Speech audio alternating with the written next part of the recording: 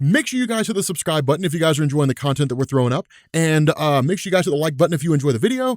And yeah, let's begin. Okay, so we're getting back into Heroes in Crisis in part 7, and this is one of the things that I love a lot about the Heroes in Crisis story, is it's more of like a philosophical story, right? And for some people, that doesn't really do it for them, right? Like for some people, they like action-packed stories, like fighting and the traditional comic book story kind of tale. But the way that this is done by Tom King, it's really more of like a philosophical look at heroes, right? Like it kind of removes the action to a degree. I mean, it has some in there, but it's more of just the philosophical look at things. And a lot of this, really the biggest part of the story focuses on Wally West, because in reality, like Wally West is the character that I think a lot of people were at least at the outset of DC Rebirth the most intrigued in, and even during the events of New 52, right? Like Flashpoint happened, New 52 kicked off, and then Wally West was nowhere to be found, and everybody wanted to know where like classic Wally West went. We got a rebooted version of his character, but some fans reject that, other fans embraced it, and the result was that on the whole, people were just curious where the red-haired Wally West went. And so when he came back, then it was suddenly like, okay, well then how do we make this work? And that's really been like the whole nature of his character. And even up until now, even through like Joshua Williamson's Flash run, all the way up until now, this really kind of seems to be the point where it focuses the most on like the experience of Wally after essentially having come back. Now, there are a couple of things that go on in here. There is Booster Gold, there is Harley. It's not really essential, I don't think. It may be that later on it is, and if it is, then we'll kind of come back to it. But for the most part, a lot of this focuses on Batman, Barry Allen, and then of course Wally West. And initially this kind of picks up with like Wally West's introduction into Sanctuary, the idea that he's really kind of hopeful here. And that's the cool thing about this, is that you can sort of see this transition as the story goes on. You see this kind of transition with Wally West, where he's initially very hopeful and he's very optimistic in terms of the purposes Sanctuary can serve, right? Because the idea of Sanctuary was supposed to be a place of respite, a place where like people could go, where characters could go and kind of spill their deepest, darkest secrets, or in some form or fashion offer a revelation, or at the very least cope with the things that cause them harm in order to find some measure of peace. But it's basically Wally just kind of coming to terms with the fact that he's here, and he's sort of celebrating the fact that he can kind of move past all the struggle and strife that he's endured. Again, we'll talk about that here in a second. But one of the cool things about this is that what it does, it kind of transitions over to Barry Allen and Batman. Now, remember, when it comes to Batman and Barry Allen is really kind of on a warpath because of the fact that Wally West died. That's really kind of why he's playing the role that he is in Heroes in Crisis. That you literally had Booster Gold who showed up and kind of spilled the beans that Wally West died, and then Barry just kind of lost his mind, right? And then of course Batman's investigating because it's Batman. And so from here, it jumps back into Wally West again. Now, with Wally West, the cool thing here is that as he starts to go through this, he starts talking about progress, and he starts talking about all these things that are important to him: Linda, Iris, Jai, all these individuals. But the problem is that they're all gone. And as you look through this, you kind of notice like this difference, this kind of shift. It's not a huge shift, but this kind of shift. He's not as optimistic anymore. He's not as hopeful anymore. It's only his second week, but he's not as hopeful anymore. As time passes, he seems to lose more and more hope.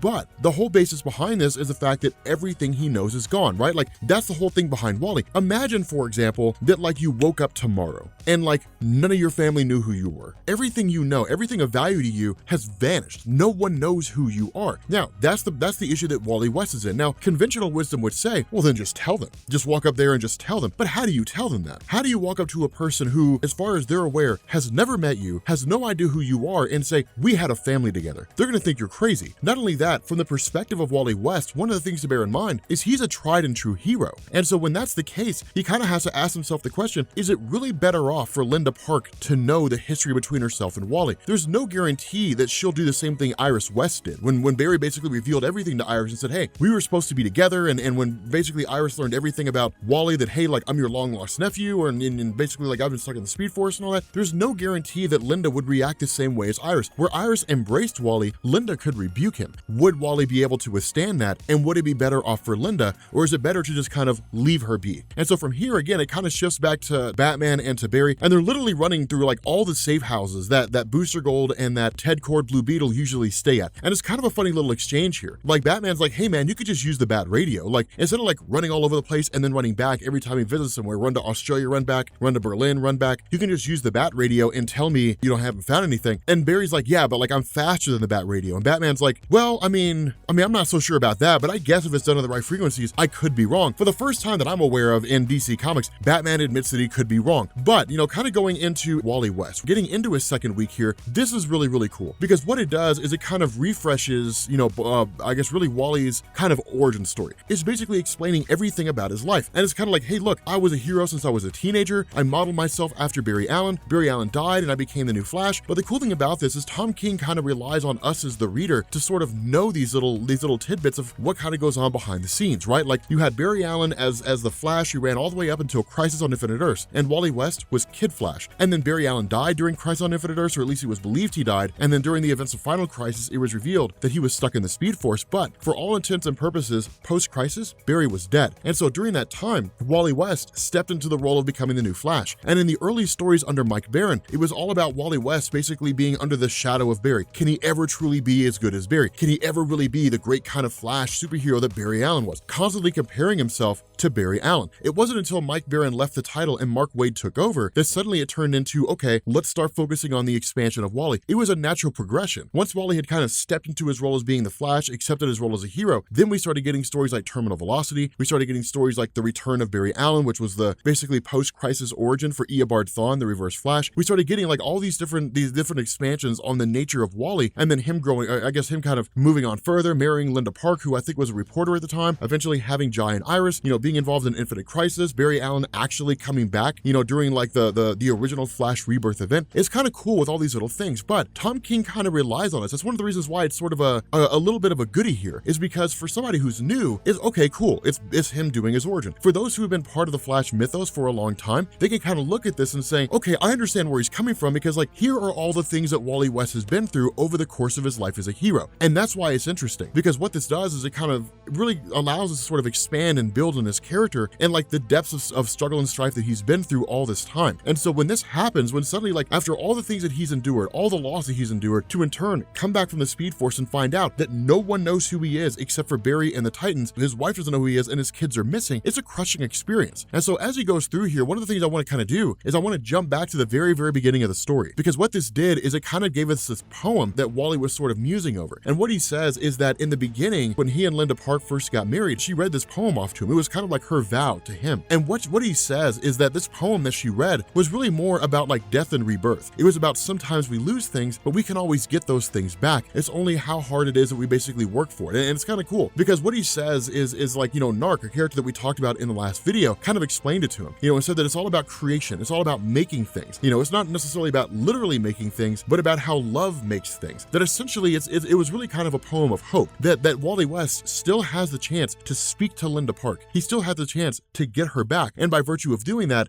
tracking down and then of course getting his kids. But at the same time that he does this, he basically snaps his fingers, creates a crack of lightning, and basically like brings back Poison Ivy. He essentially resurrects her from the dead. Now, the cool thing about this is one of the important elements to remember, is that Tom King's not pulling this out of his backside, right? Like on the surface, it would be easy to assume that. When it comes to Poison Ivy, remember, she's part of the green. She's basically she's a plant elemental is really what she is. That was one of the things that was established about her through Swamp Thing. That you had like Swamp Thing, so you had the red, which is people's ability to basically kind of commune with the animal side of the world, more or less, or I guess the animal side of the universe, because they can kind of expand that beyond just the planet Earth. But then there's also the rot, which is basically everything dead, more or less. And then there's the green, which is plant life. And so while Poison Ivy's physical form would die, her spiritual essence would essentially become part of the green, which means at any point she can be brought back. And that's exactly what Wally does. He resurrects her from the dead. And it's kind of a cool thing, because initially we thought that Poison Ivy was going to be gone forever, but Tom King explicitly told us in the beginning of Heroes in Crisis on Twitter and various forms of social media, they're not going to stay dead forever. There's no reason they would. That the story is designed to be self-contained. It's designed to be a set of events that take place and then effectively end with things kind of being returned to the status quo. And that's why it's so cool, is because for everything we see here, while there is the caveat that essentially none of it really seems to matter, there's also the benefit that at the end of it all, there could be after effects. There could be things that kind of continue on from the events of Heroes in Crisis. But that's kind of where this big revelation comes from, is because while Wally is talking to Poison Ivy, what he says is, I hurt you. I was supposed to help you and I didn't. I was supposed to be a hero and I didn't. In a time when you needed me, I basically let you die. And the reason why was because I wasn't really being a hero, and I apologize for that, because you're gonna have to see what comes next. And when she says what? She says, my death. You're going to have to watch me die. And that's the crazy thing, because essentially Wally West is in the present